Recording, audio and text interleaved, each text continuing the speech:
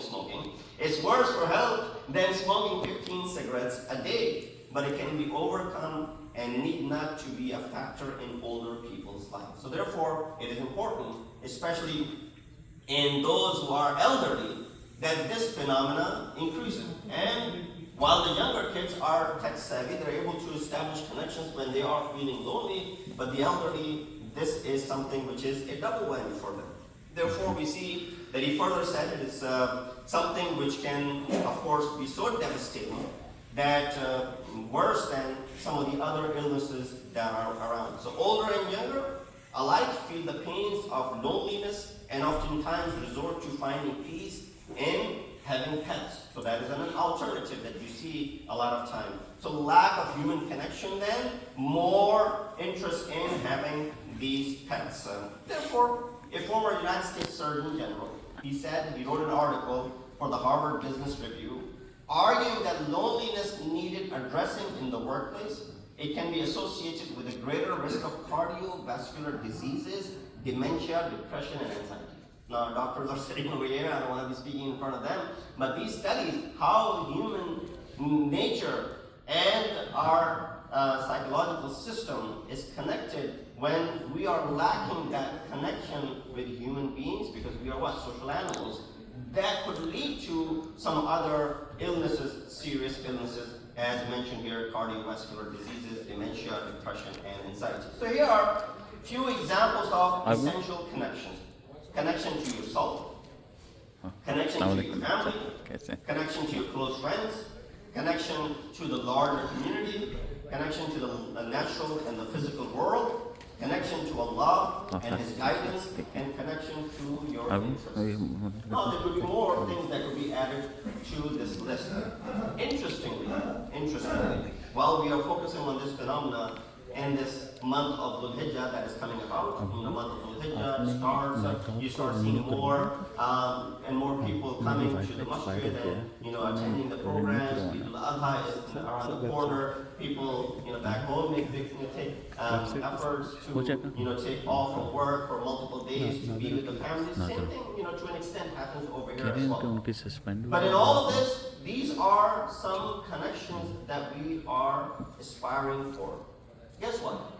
Fourth Imam Zayn al-Abidin, Allah, 14 centuries ago, compiled a book called Risalatul Hukuk. Now, Imam addresses these connections as hukuk and the rights to yourself, to your family members, to your friends, to your community, to the natural world, physical world, and Allah, His guidance, and the interest. If you go through those 50 rights that Imam mentions, some of them have to do with your nafs, some of them have to do with your family, some of them have to do with your community, some has to do with the nature, and many of them have to do with Allah subhanahu wa ta'ala and the guidance that He has provided. So while this is an important phenomenon, you and I can relate to it, especially in this day and age that we live in.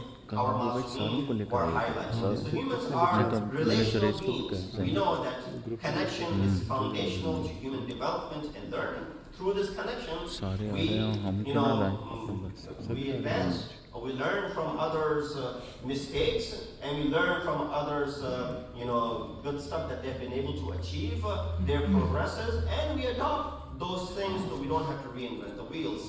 Connection is essential to healthy development in children, making children feel important, and most importantly, not alone. That phenomena, they feel alone, even in a household which is full of family members, still someone feels alone, that speaks volumes. So in these feelings of connection become internalized and give children confidence and increasing their self-esteem. So therefore, now while these apps may be a means of connecting, but what is the adverse effect of it? That they are disconnecting with those who are in their surrounding. So this may be a means for them to connect with the outside world and to make friends, but of course all the things that are dangers that are associated with it, the lack of connection within the family, that is something which is coming about. So here, just tips to cultivate connection. How do we cultivate that connection, especially within our families? It takes a conscious effort to build connection with our children, Here are 5 tried and true tips that can help. Now, I'm not reading these tips for only you. These are for me as well. I'm on the same boat as all of you are, and majority of you are, not all of you. But these are for me, first and foremost, and then of course to my audience. Allahumma salli ala. First and foremost, this thing right here, detach from screens. Detach from screens. That is the key to fostering that lost connection. You know how when the internet connection goes away, how you see some people and children especially, it is as if it's a fish out of the water. You know, that it's an inkling to go back to the water so that it could survive. It means a survival, right? You can't get their attention. That is one way of getting their attention. Try that and it's worked. So detach this from screens. You know, that's easier. That's so easy. And I don't even have to explain this. Yeah, maybe if I was giving this khutbah 20 years ago, people would be like, what are you talking about? Or maybe in some other parts of the world, people may not have an idea. But here, every single one of us are carrying a screen with us as we speak. Well, of course, it is necessary for many things that we do and we get around and we have to achieve. Many people have their entire businesses on the phone. I met an individual in Cincinnati when I went there for Majalis, and he said he doesn't have an office, but he's got 2 phones and he does his business through those 2 phones. And he's got clients all over the world. And he doesn't need an office. And all his dealings are done through those phones. So that's how essential it is for his, livelihood that he needs to have that. But nonetheless, what we are mentioning over here, you understand. We're not talking about that which is needed for your work-related purposes. Whether it is your computers, televisions, or phones, recognize how enticing these electronics are and how easily they get in the way. Be deliberate in your use and try to avoid using them as much as possible when you can spend some quality time with your family. Now, time when you don't have anyone around, people are at other work, spouses at work, kids are in school, then you have time, go ahead and use it at that time, for example. But when everybody's home, try and limit this. In fact, I just learned, or a lot of these videos are forwarded. Of course, there's always benefit in it that suggests the fact that you should put away your screens 2 hours before you fall asleep. Why? Because many times when you wake up in the morning and you still feel tired and you feel that you can sleep more, or that pain that you had before you fell asleep has not gone away after you waken up, that means you did not get a full, proper sleep. Meaning what? Sometimes you have a headache and you go to sleep and usually headaches go away after you wake up. But the headache is still there. Or, when you wake up in the morning, you say, well, I can sleep more. There's more craving for it. That means you have not slept properly. That proper sleep is missing. Why? Because you are attached to the screen until you close your eyes. Instead, at least 2 hours before going to bed, I'm going to try and set a record for myself 20 minutes before I go to sleep, inshallah, and then I'll build upon that 20 minutes. Okay, I'll start from 2 minutes, then 20, then inshallah, I'll get to 2 hours by maybe next year. But try.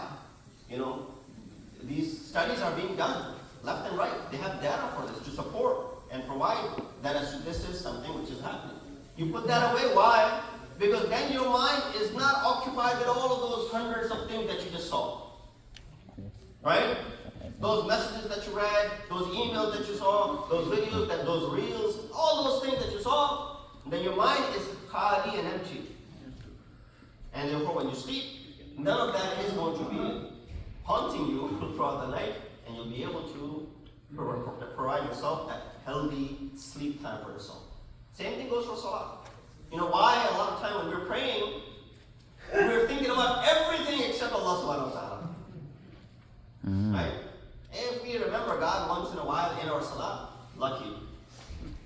But aside from that, because we know the prayer, we memorize it, we know the surah, we know the ruku, we know the zikr, we're reading it, and our body is synced with every recitation that we're doing, our mind is wandering around.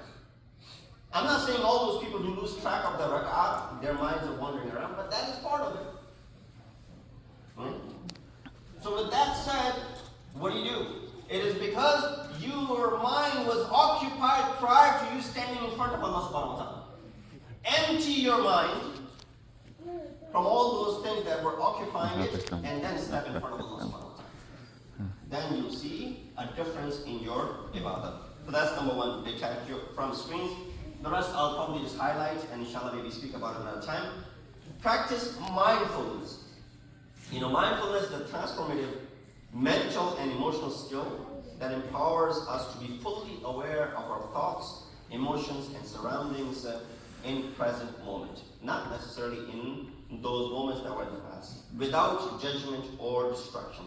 So by cultivating this mindfulness, we develop the ability to be able to observe our inner experiences, such as the anger, anxiety, and excitement, without being controlled by them.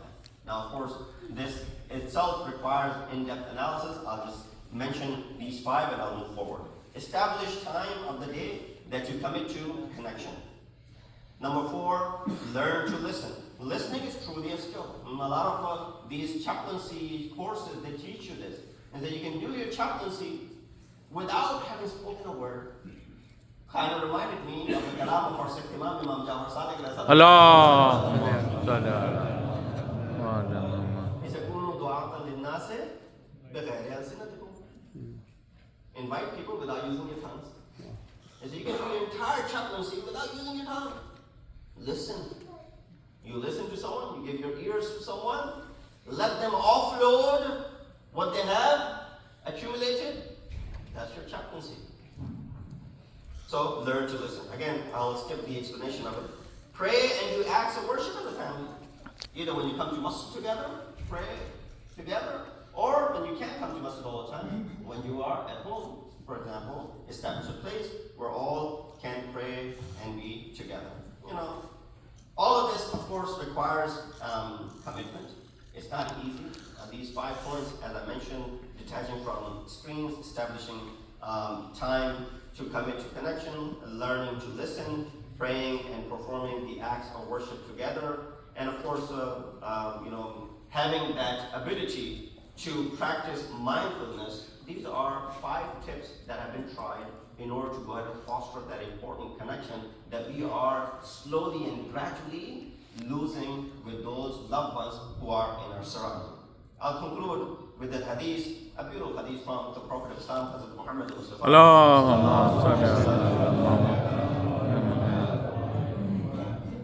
where Rasulullah mentioned, because a lot of these connections involve you doing chores in the house and taking care of the things that are done in the house. It's not always just spending time sitting together. Rather, it's by performing some of the tasks in the house. Rasulullah said, "Ya man kana fi khidmat al-'iyal fi al-bayt wa lam ya'naf, kataba Allah ismahu fi diwan ash-shuhada wa kataba lahu bi kulli yawmin wa laylatin thawaba alf shahid." He said, "Oh Wali, whoever serves his family at home and does not disdain it, Allah will write his name in the register of shuhada, martyrs. And he will grant him the reward of 1,000 martyrs for each day and each night that he is serving his family. For each step he takes, he will receive the reward of a Hajj and an Umrah without having gone to perform Hajj and Umrah. And Allah will grant him a city in paradise for every vein in his body." These are the words from the Prophet of Islam. So should not be taken for granted. That's how important khidmatul ayal and taking care of the family is.